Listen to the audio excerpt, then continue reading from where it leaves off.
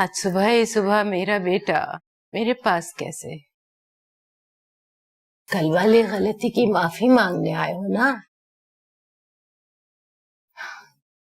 देखो बेटा, गुलाम सुगरा बहन है तुम्हारी, बच्चों की तरह से चाहती है तुम्हें। अब अगर तुम भी अगर माजिद के काले करतूतों में उसका साथ दोगे तो दुख तो होगा ना गुलाम सुगरा को। भाई तो अपनी बहनों का घर बचाने के लिए जान पे खेल जाते हैं, और एक तुम हो, बजाय गुलाम सुगरा के साथ खड़े रहने के माजिद का साथ दे रहे हो। तुम क्यों उसका घर बर्बाद करने पे तुले हुए हो? अम्मी जान, ऐसी कोई बात है ही नहीं। आप लोग बिला वजह शक कर रहे हैं। वो तो महज एक इत्तेफाक था, एक बैग चेंज हो गया, उनको जाकर वापस कर दिया, बात खत्म। तुम सच कह रहे हो? जी अम्मी जान, माजिद भाई ऐसे कैरेक्टर के आदमी नहीं है।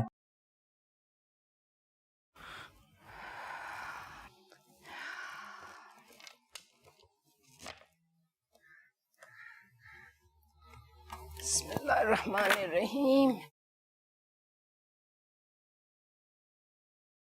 क्या कुछ और कहना है?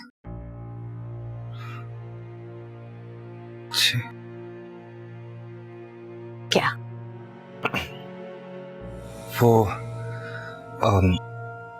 मैं ये कहना चाहता था कि आप मेरी शादी रोक दें। शादी रोक दे? ये क्या कह रहे हो ज़ैन? क्या हो गया है तुम्हें बैठे बिठाए? या फिर उस माजिद ने तुम्हें कोई नई पट्टी पढ़ा दी है? अम्मी जान प्लीज, आप माजिद भाई को बीच में मत लाएं। मैं तो इसलिए कह रहा था क्योंकि मैं ये अम्मी जान, पहले नौकरी तो मिल जाए। भूख से नहीं मरेगी वो, लेकिन अगर ये शादी ना हुई ना तो हम सब शर्म से मर जाएंगे।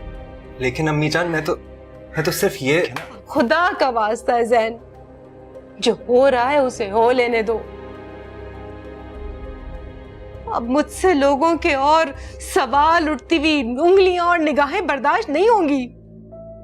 और तुम्हारी शादी के बाद जो मैं बतूल की शादी करने का सोची उसका क्या होगा?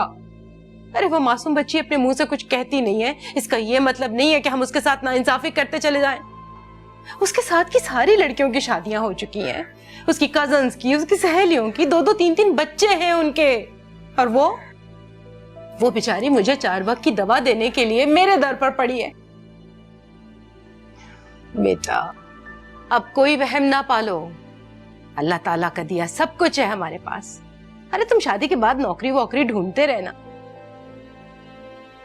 और फिर सुनो, आने वाली अपना नसीब अपने साथ लेकर आएगी, तुम्हें फिक्र करने की जरूरत नहीं है।